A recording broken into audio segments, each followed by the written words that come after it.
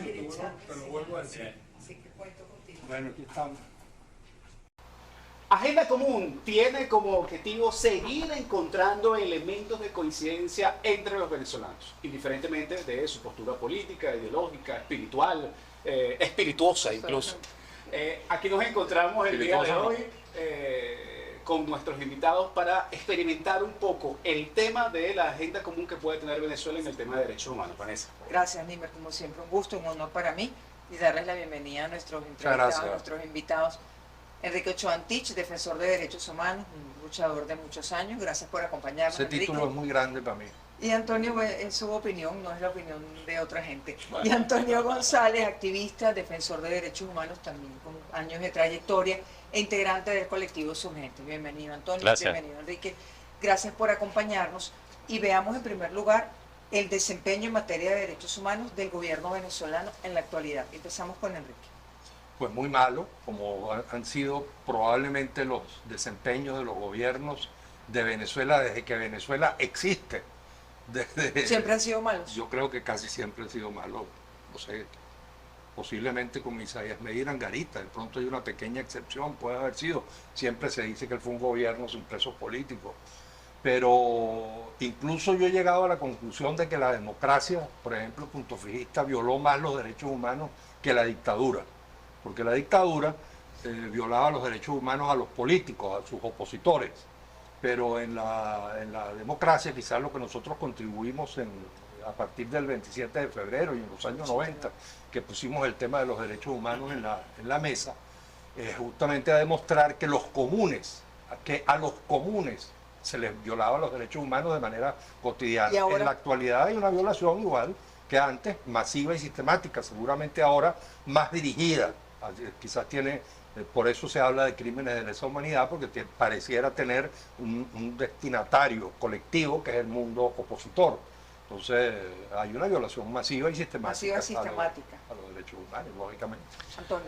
Mira, yo haría un corte en 2016, ¿no? Creo, comparando además el gobierno de Nicolás Maduro con los gobiernos de Chávez, y en particular el gobierno de Nicolás Maduro a partir de 2016, creo que hay una debacle, digamos, ahí es un momento, un hito, tanto del giro a la derecha como de la deriva autoritaria, con el impacto que esto tiene en materia de derechos sociales y en materia de derechos civiles y políticos, ¿no? Yo creo que la respuesta que la élite política le dio a la pérdida de las elecciones legislativas, al inicio de las sanciones, ya tenía... 2015 estamos hablando, ¿no? 2016. Pero las elecciones de las... Sí, pero digamos, como se expresa en la acción del gobierno, digamos, es mucho más claro en 2016.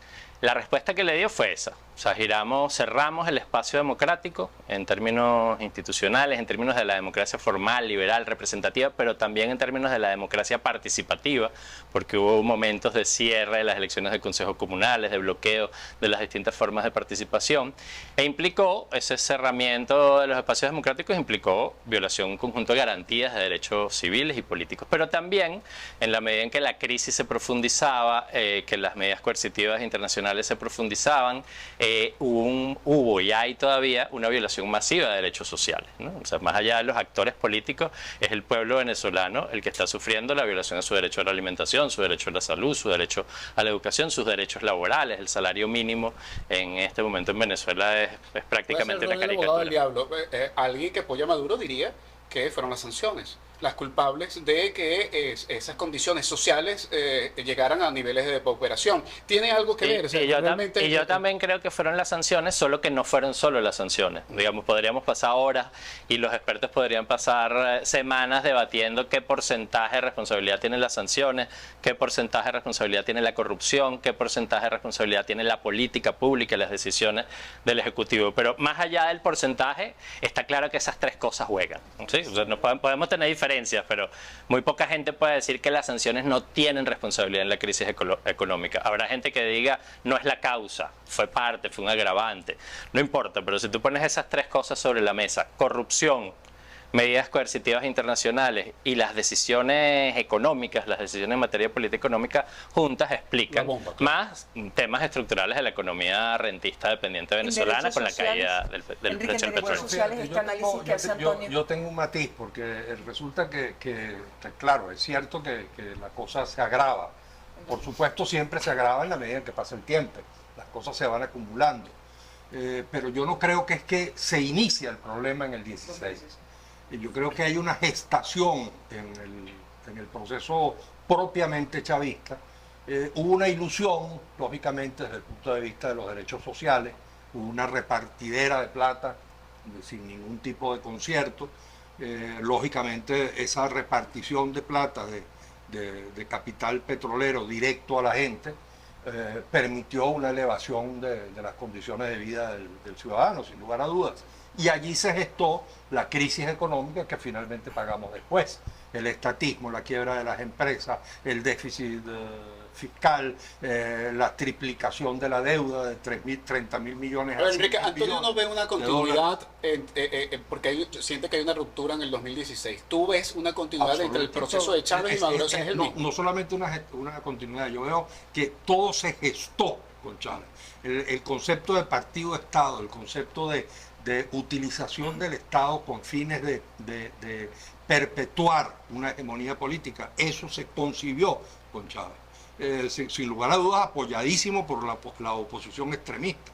El golpe de Estado del 11 de abril, el paro insurreccional petrolero, la estupidez de la abstención, etcétera, que le permitió a lo que anidaba en la mente de Chávez y del chavismo, copar todos los poderes y todo lo demás. Pero yo sí creo que obedece a un diseño, a una visión de país. Antonio, ¿por qué marcas la diferencia entre Chávez y Maduro? Yo creo que para hablar de violación a derechos humanos hay que ver indicadores. Pues, ¿no? Tú mides, un derecho tiene un contenido, tiene un conjunto de garantías. Y hay manera de saber si ese derecho se cumple más o menos. Por ejemplo, número de denuncias de violación a determinado derecho, o número de personas, si hablamos de derechos sociales, que tienen acceso a la educación. Es un derecho mucho más complejo, que no solo implica el acceso, sino la calidad. Pero tú puedes medir la situación de los derechos. Y de manera muy clara, no porque lo diga yo, lo dicen tanto las agencias internacionales que monitorean esos derechos, como las propias ONGs de derechos humanos de oposición, que le hacían oposición al gobierno de Chávez. Los indicadores en materia de derechos humanos durante el gobierno de Chávez fueron ascendentes, fueron de mejora. Hubo menos represión de manera general. Ahorita es normal la represión política, pero en el gobierno de Chávez era una excepcionalidad. No es que no había violación a derechos humanos, por supuesto, la policía también era clasista, detenía de manera arbitraria, había casos de tortura, pero habían bajado. Hubo algunos presos políticos, claro que sí, pero si lo comparas con Nicolás y 2016, digamos, la diferencia es enorme. Y eso lo puedes ver con todo el tema de los derechos sociales. Hay una política que yo reivindico como una política de redistribución de la riqueza, una captación de recursos públicos con una lógica nacional y popular y de distribución de la riqueza que se expresó de manera concreta en mejoras en todos los indicadores de derechos sociales y también de los derechos civiles y políticos. Espera para terminar esto, porque pareciera que es solo en materia de derechos sociales, pero también en materia de derechos civiles y políticos. La gente participó más en el periodo de 1999 a 2012 que en la democracia previa, porque no solo porque participaba en términos electorales, sino porque se promovieron distintas formas de organización, de participación territorializada, que implicaba mayor ejercicio de los derechos políticos de la población. Los indicadores no bastan ante esta cifra que porque seguramente las cifras son ciertas. El año pasado entiendo que hubo 800 violaciones al derecho a la vida. Este año creo que COFAVI creo que dijo 400 hasta septiembre, 500. Es una cosa sencillamente monstruosa. Los fenómenos quizás de tortura son mucho mayores ahora que antes, sin lugar a dudas, los hechos de tortura. Pero digamos que las cifras tienen un origen, tienen una causa, tienen hay un sistema. Por ejemplo, el tema de los derechos políticos y civiles, por ejemplo. Haber liquidado, por ejemplo, un derecho fundamental que tenían los venezolanos, que era que el Parlamento pudiese interpelar a los funcionarios del Estado. Eso me parece monstruoso. Eso comenzó con Chávez. Es decir, se liquidó la función del Parlamento como digamos, Como contralor. poder, como un contrapeso del Poder Ejecutivo y como un poder contralor, si se habla de Contraloría Social. Yo que fui parlamentario en el antiguo régimen, vamos a llamarlo así, yo vi lo que eran las interpelaciones con los medios de comunicación presentes, con los partidos de oposición. Hay que ver lo que significaba para un ministro tener que enfrentar eso y tener que rendir cuentas de su labor. Eso se terminó porque había un esquema, una visión que era liquidar. Eso no fue que se liquidó por casualidad, se liquidó porque había una visión que era liquidar eso. Desde el punto de vista de los derechos sociales, como acabo de decir, por supuesto, yo no le discuto para nada a Chávez, ni muchísimo menos su vocación popular, vamos a decir, su sensibilidad reivindicadora del pueblo. Eso sin lugar a dudas que lo tenía, pero como decía mi madre, de buenas intenciones está empedrado el camino Se quedó del en buenas infierno. intenciones Yo creo solamente. que se quedó en buenas intenciones, y lo que es peor, las buenas intenciones nos trajeron al infierno, porque cuando usted reparte sin crear fuentes de riqueza, y lo que hace es destruir las fuentes de riqueza, entonces al final ese pueblo al que usted ayudó termina pagando los platos rotos como los está pagando ahora, que está sencillamente liquidado el salario, liquidadas las pensiones y liquidadas las prestaciones. Antonio, ¿pudo haber sido diferente de eso que plantea Sí. Enrique, que dice que convertimos en un infierno? Yo creo que es como que tienes una relación de pareja y vives 5 años maravillosos y después en el año 6 la cosa se complica, en el 7 no sé qué, en el 10 es un desastre. Okay. Por supuesto, todo está conectado con el pasado, pero no es que los 5 años maravillosos son la causa de lo anterior, es causa en el sentido de que existieron. Yo creo que en el gobierno de Chávez hubo unas políticas, unas grandes coordenadas de la política que son correctas y que tienen plena vigencia incluso para enfrentar la situación que tenemos. Hubo una lógica de reivindicación nacionalista de los recursos públicos, de captar recursos en clave nacional, de poner límites a inversiones extranjeras y a la política exterior de los Estados Unidos. Hubo una lógica popular en el gobierno de Chávez. Los sectores populares, claro que sí, los sectores populares se convirtieron en actores políticos. O sea, pues estaban por debajo de la mesa y se convirtieron en actores políticos y se pusieron sobre la mesa. Y hay una relación clara entre ejercicio del poder y satisfacción de derechos. Si tú tienes más poder, tienes más capacidad de movilización, tienes más presencia, hasta en las vallas de publicidad uno podía ver más negros y más gente del pueblo en la comunicación masiva. Si tú existes más, tienes mayor posibilidad de reclamo y mayor posibilidad de ejercicio de derechos. Pero además, aquí hay una cosa clarísima, es una decisión de política pública. Tú tienes más recursos del Estado y decides dónde distribuirlos. Y en la distribución, ojo, no estoy diciendo que el gobierno de Chávez no tuvo errores, fue una maravilla, que ahí era todo lo bueno y ahorita es todo lo malo. No, estoy diciendo que hay unas decisiones de política pública favorables a los derechos sociales y también favorables a los derechos civiles y políticos que tuvieron unos resultados muy importantes. Que, digamos que eso no se puede negar, eso lo dice todas las agencias de Naciones Unidas especializadas en alimentación, en educación, en salud, celebraban las políticas públicas del gobierno de Chávez. Depende de cómo se hace. No, porque es que el Enrique. problema es que depende de cómo tú lo haces, porque lógicamente si tú agarras, por ejemplo, como hizo Chávez, y la mitad, creo que fue el 50% de los gastos de PDVSA, de inversión, tú llegas y dices, no, PDVSA no puede ser administrada como una empresa capitalista. Ese 50% de inversión se va a destinar a gasto social, y entonces pones a PDVSA, la segunda empresa petrolera del mundo, la pones a repartir comida, a construir casas y a curar enfermos, pues lógicamente Ni siquiera por la atención de la desigualdad, que es lo que no, está porque entonces planteando al final quiebras la empresa, matas a la gallina de los huevos de oro, como se dice en Venezuela, y entonces pagas los precios, los platos rotos los pagas Enrique, lo que después. usted ve es que iba a terminar mal de todas maneras por el desarrollo. Es que eso además hay los indicadores, tú que hablas de los indicadores, en el 2007, toda la producción nacional cayó en picada. Café, azúcar, hierro, cemento, todo, absolutamente todo cayó en picada. Y el gobierno, por supuesto, con una gran bondad social, siguió financiando. Se endeudó más, porque entonces necesitaban endeudarse más. Como no le faltaba plata, entonces le quitó plata a PDVSA. Y entonces, como le faltaba plata, puso a funcionar la maquinita. Entonces, y al final, ¿quién paga los platos rotos? Antonio, Después. pudo haber sido diferente. Claro que sí, yo Es no decir, al final, comparto. lo que tenemos ahora pudo ser distinto. Totalmente diferente, no, pero además me parece importante señalar esto, no comparto esa lectura. Yo creo que PDVSA está quebrada por la corrupción. PDVSA no, y por las medidas coercitivas internacionales, no porque haya sido parte del aparato generador de redistribución de la riqueza, más allá de la discusión de si es PDVSA la que debe ejecutar o no. Pero no creo que ese sea el tema. El tema fue corrupción y medidas coercitivas internacionales. ¿Pudo ser distinto? Por supuesto que pudo ser distinto. El gobierno pudo acatar la voluntad popular. Esa es una decisión. Chávez se murió diciendo, hablando de la democracia, incluso la representativa, hablando de garantías. El último discurso, el de diciembre, hablaba de una democracia que no era la participativa, era en el máximo pleno de libertades o algo así, ¿no? Que es el clásico discurso liberal de la democracia. El gobierno pudo haber aceptado, la élite dirigente pudo haber aceptado la voluntad de las mayorías, y si las mayorías decían que ellos no seguían, pues aceptarlo. Pero ellos lo que no decidieron podemos cerrar la aceptar democracia. nosotros es que nuestros patrocinantes no sean atendidos.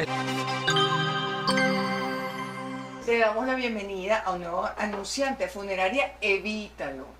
No te mueras peleando con esa persona que tanto amas. Aprovecha esta Navidad para hacer las paces con amigos y con los familiares de los que te distanciaste por la política.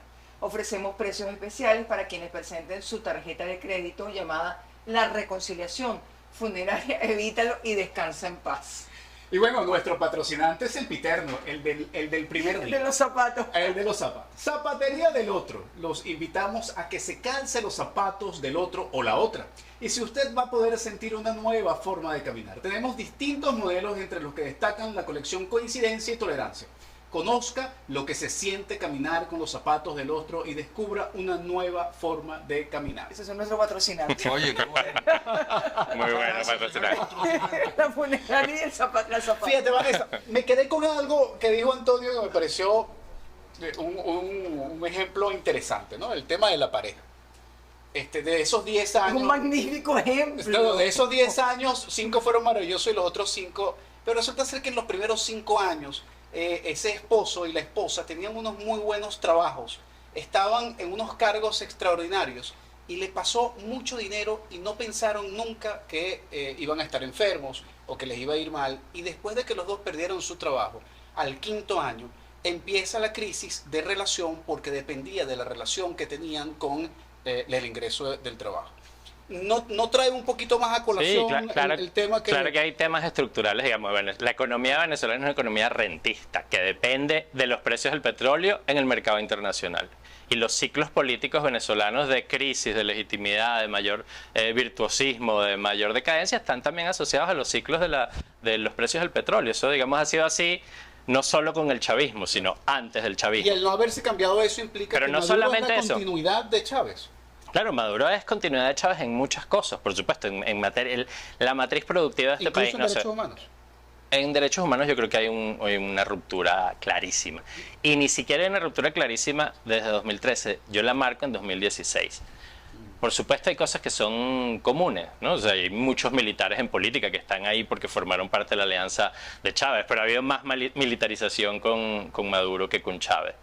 Y Maduro tenía a raya a los sectores más conservadores que hacían parte de su alianza, ¿no? Además lo puedo decir de fuente directa porque fui parte del proceso de reforma policial con Chávez. Había sectores de derecha, conservadores, muchos militares, pero había militares progresistas y otros sectores más democráticos. Y ahí siempre hubo una puja en donde efectivamente Chávez no era que desaparecía al otro sector. Ahí eso se mantuvo en tensión. En ese sentido tiene alguna responsabilidad importante. Mientras había intentos de hacer una política democrática, estaba el divise y políticas de seguridad violadoras a los derechos humanos, pero los mantenía a raya y le daba cancha al sector democrático. Eso desde que se montó Nicolás, ahí sí de 2013, porque en la campaña misma su discurso en materia de seguridad ciudadana era ofreciendo mano dura. Ahí había una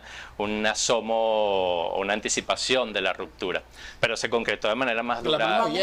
Vamos a ver la agenda común. No, pero... Bueno, adelante. Peleemos más.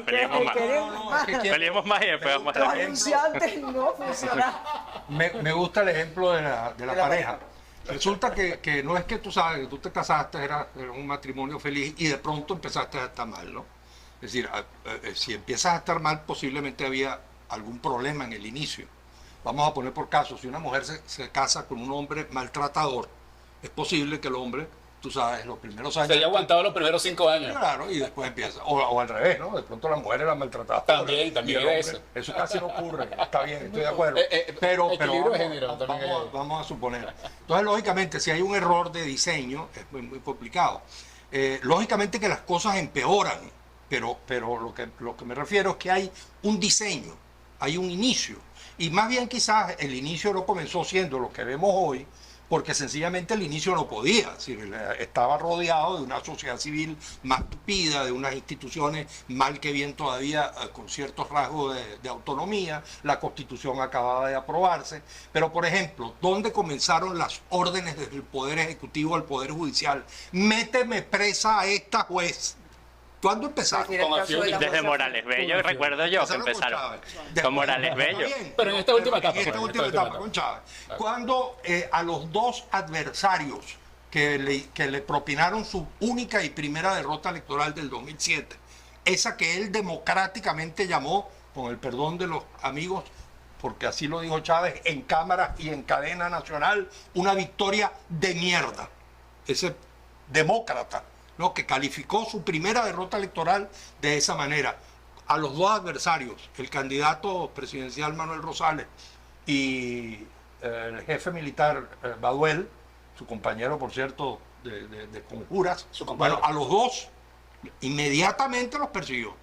E inmediatamente a uno terminó encalabozado y el otro terminó exiliado. Entonces, ese diseño de ejercicio autoritario del poder comenzó desde el principio, pero eso es evidente, es un fenómeno histórico. ¿Qué agenda común podemos construir? La militarización está en el concepto mismo. Yo que conocí a Chávez, lo traté, y una de las razones por las cuales al final precisamente no lo respaldé es porque yo siempre le decía a mis amigos Aristóbulo, Iturria, a todos los demás, les decía, yo no puedo, porque a mí me cuesta mucho trabajo. ¿Qué agenda común yo le podemos observo construir? a él ese militarismo, ese ¿Qué agenda caudillismo. común podemos construir en materia de derechos humanos? Lógicamente, bueno, todo lo que sigue. Dos personas como Él y ustedes, yo por estamos de acuerdo en defenderlo. Bueno, yo, como te digo, creo que el concepto de defensor de los derechos humanos a mí me queda grande, porque yo fui defensor de los derechos humanos hace mucho tiempo atrás. Él seguramente es activista todos los días. De ser defensor de los derechos humanos, según yo lo recuerdo, es levantarse a las 7 de la mañana y acostarse a las 11 de la noche y esperar una llamada a las 2 de la madrugada para ir a la puerta de la, ¿Cuál es la agenda común que se puede construir, de la policía. Entonces, bueno, yo creo que la agenda común es crear unos espacios democráticos, es luchar por la defensa de los derechos humanos, es sencillamente denunciar la violación a los derechos humanos, déjame ayudarte.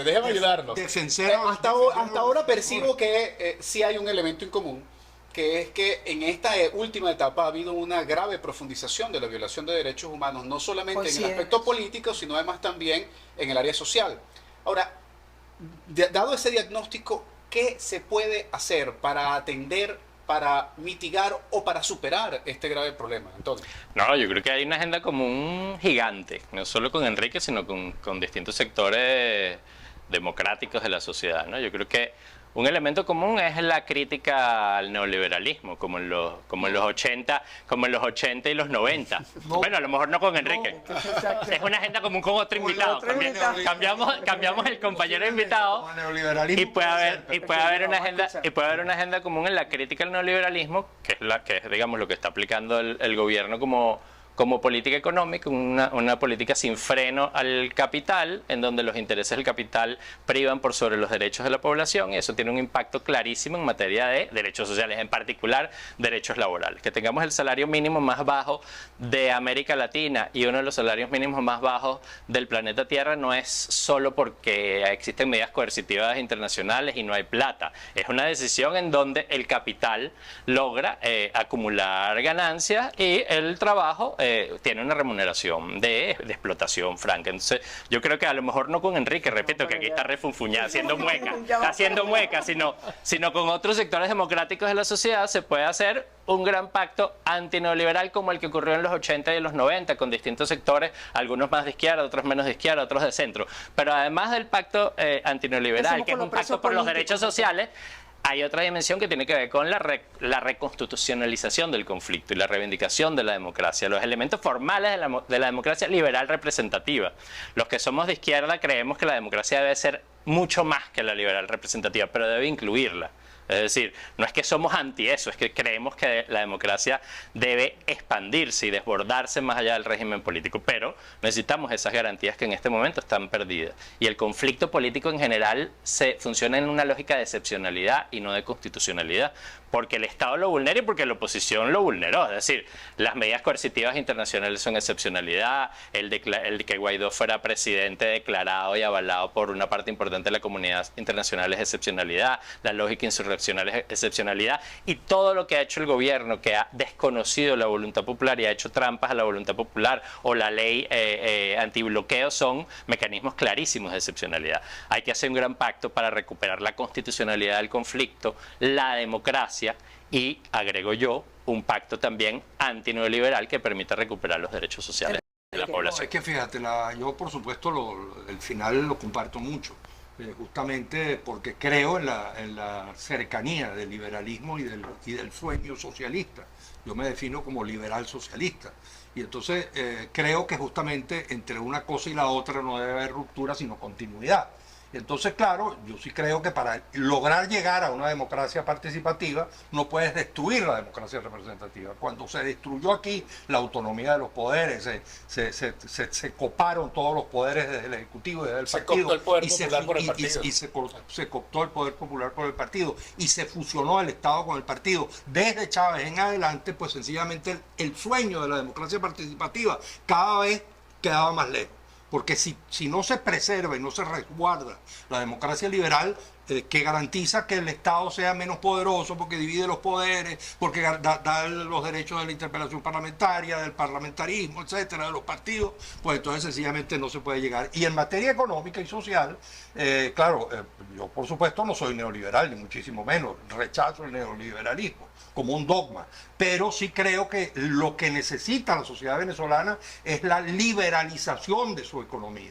La causa no es el plan neoliberal de Maduro. A mi modo de ver, las medidas que se han tomado después del desastre, sencillamente de la devastación económica dejada por Chávez, las medidas eran prácticamente inevitables, porque después de que tú devastas la economía con el estatismo y con el populismo, siempre viene un plan de ajuste terrible y doloroso que se está aplicando. Ahora, la privatización de las empresas, yo creo que hay que reprivatizar todas las empresas que estatizó Chávez.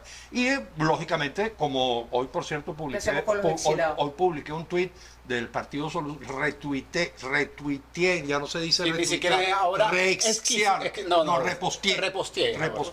para no meterme con la X. Exactamente, reposteé un post del Partido Soluciones muy bonito que hablaba justamente de Navidad sin preso político. Yo creo que, por ejemplo, una causa común es en estas Navidades pedirle todos al presidente Maduro que tenga algo de buena voluntad y piensen la posibilidad, al menos de algunos que son evidentes, el caso de Javier Tarazona, el caso de John Álvarez, etcétera, darle ese testimonio de resguardo de los derechos humanos al país y permitir una Navidad que buena parte de esos presos sí, no, yo creo que en el marco de esa agenda compartida acaba de suceder un hecho que creo que es importante y que, dado que este programa va a salir en próximas horas, sería importante hacerle referencia, especialmente en el área de derechos humanos. Después de desarrollarse el referéndum, después de todas las medidas que ha anunciado el presidente Maduro, ahora se hace una lista por parte de la Fiscalía anunciando unas órdenes de detención sobre algunos venezolanos, entre los cuales está parte del equipo de María Corina, pero también exministros de Chávez. Se podría considerar esta una ola de arremetida contra los derechos humanos con un objetivo político de tratar de aderezar una situación que se está manejando en el contexto internacional para frenar, para hacer algo en relación o para obstaculizar o para reorientar lo que podría ser un proceso electoral para el 2024. O sea, para hablar se utilizan el asunto de derechos humanos para politizar y partidizar acciones futuras de manera tan fría y tan calculada por el gobierno. O sea, para hablar de una ola tiene que haber más casos que este, ¿no? Entonces yo no hablaría de una ola, pero lo que sí es evidente es que es una maniobra política, digamos, no tiene nada que ver con una persecución penal legítima, sino con una maniobra política para descalificar a opositores, para hacer una vinculación entre la Exxon, el imperialismo, en este tema nacionalista que mueve pasiones, vincularlo. Entonces claramente hay un uso político, aunque yo no hablaría de una ola, podría convertirse en una ola. Pero ahora que hablas del referéndum y que el acuerdo, no hubo tanta posibilidad de acuerdo, al menos no en el pacto antineoliberal. Yo quiero aprovechar de decir una cosa que es muy importante para los derechos humanos, que tiene que ver con los tambores de la guerra, ¿no? Yo creo que más allá del justo reclamo que tiene Venezuela sobre el Esequibo, histórico, digamos, que podemos demostrar nuestros derechos como pueblo y como nación frente al Esequibo, mira, en las guerras pelean los hijos de los pobres, y los que se benefician por la tierra y las riquezas son los ricos y los hijos de los ricos. Las guerras suponen mucho dolor para todo el pueblo, para todos los pueblos involucrados. Y hago la advertencia porque yo creo que, o me parece que es muy evidente, que además del justo reclamo que tenemos como país sobre el Esequibo, que eso, digamos, eso no está en discusión, creo que también puede haber un uso político de este reclamo frente al Esequibo, y que en un contexto en donde el gobierno y la élite política no tienen pueblo que los acompañe, porque no podrían ganar unas elecciones, un escenario de guerra o de conflicto previo le permitiría suspender garantías, alguna forma de estado de excepción, y en ese sentido no contarse, ¿no? Y entonces podría haber un uso político, ya no solo de meter preso a la gente, sino un uso político del conflicto con Guayana para evitar, sustentar el poder en la voluntad de las mayorías. Y hago ese llamado porque eso puede implicar guerra. Ese juego de la élite política de mantenerse en el poder puede terminar implicando una guerra efectiva con la cantidad de dolor que se implica. La condición de violación de derechos humanos de manera plena, no solamente en el conflicto, sino internamente. ¿Cómo lo ven? ¿Que comparte esa idea de que hay tambores de guerra? Pues pareciera, ¿no?, que el gobierno a veces tiende digamos, a sacudir algunos fantasmas para esconder su ineptitud y su incapacidad para terminar de resolver el problema político venezolano. Yo creo que también la oposición extremista contribuye a que eso sea así. Yo creo que efectivamente las relaciones de tutelaje con Estados Unidos por parte de una parte importante de la oposición, creo que ayuda a que eso sea así, pero yo por supuesto comparto, hay que rechazar cualquier género de posibilidad de guerra con Guyana. Esto me recuerda al Lenin de 1914. Bueno, nosotros efectivamente tenemos que estar, como cualquier ciudadano democrático, en contra de cualquier posibilidad de guerra, ¿no? Bueno, y hemos llegado al final. Qué lástima. De esta conversa intensa. Vamos entonces a despedir a nuestros invitados y los invitamos a que se queden, porque en la parte final nosotros hacemos un ejercicio de síntesis, a ver si logramos tener una agenda común. Muchísimas gracias. Muchísimas gracias. Gracias a ustedes. Después de esta conversación con Antonio González y Enrique Ochoa Antich, Nimer, pues hay varios elementos en los cuales evidentemente no hay acuerdo.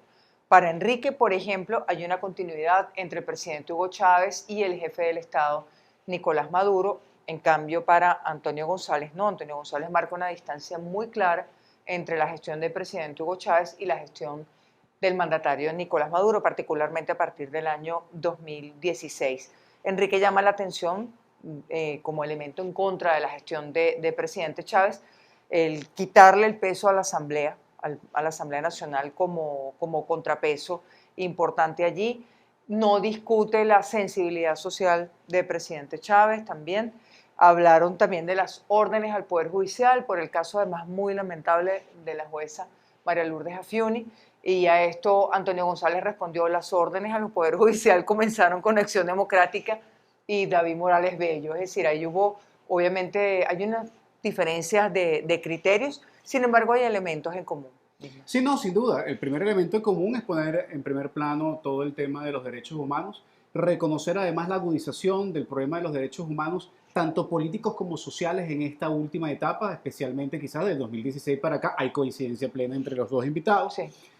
Y además también el hecho del diagnóstico en relación al tema de los presos políticos y el tema de esta última no oleada, como dice Antonio, pero sí esta nueva refriega de utilización de persecución política para poder ubicar algún tipo de presión desde el punto de vista de la utilización de este elemento dentro de la práctica política que proyecta el gobierno quizás para el año que viene. Otros puntos en común, bueno, en el caso de Enrique, aumentar los espacios democráticos. Él insiste en que hay que liberalizar la economía desde su perspectiva, además como hombre socialista, demócrata, socialdemócrata.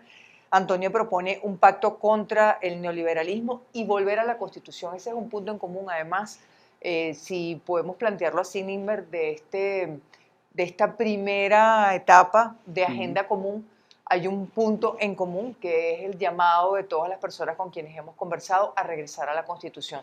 Y se incorpora el elemento del temor a la guerra, los tambores de guerra de los que habla Antonio, un criterio que también comparte Enrique, porque realmente un conflicto con Guyana, por ejemplo, como podría ocurrir, esperemos que no, realmente lo que haría es agravar aún más la situación ya difícil que tenemos como país. Sí, pareciera que ese grito común que se ha expresado en todas las conversaciones que hemos tenido en esta primera etapa de 2023 de Agenda Común se volca a la posibilidad de que volvamos a un Estado de Derecho y Justicia y de que la Constitución del 99 efectivamente se pueda cumplir. Así que bueno, estamos casi de precierre de este año, Vanessa. Vamos a tener unos 2 programas especiales, aspiramos ya para el cierre, en donde vamos a cambiar un poco el formato, pero todos los que han pasado por acá, aspiramos que todos puedan estar con nosotros en una cosa un poco más distendida, en una conversa más buena, más chévere, y vamos a la semana que viene ya para ir proyectándose el 2024, hacer un ejercicio más interesante con todos los invitados que hemos tenido hasta ahora y preparándonos con todas las fuerzas para el 2024. Nimber, muchísimas gracias. Gracias a ti, Un honor Vanessa. para mí Igualmente, poder compartir siempre. este espacio contigo. Gracias. Gracias. Y ustedes, muchísimas gracias. Gracias.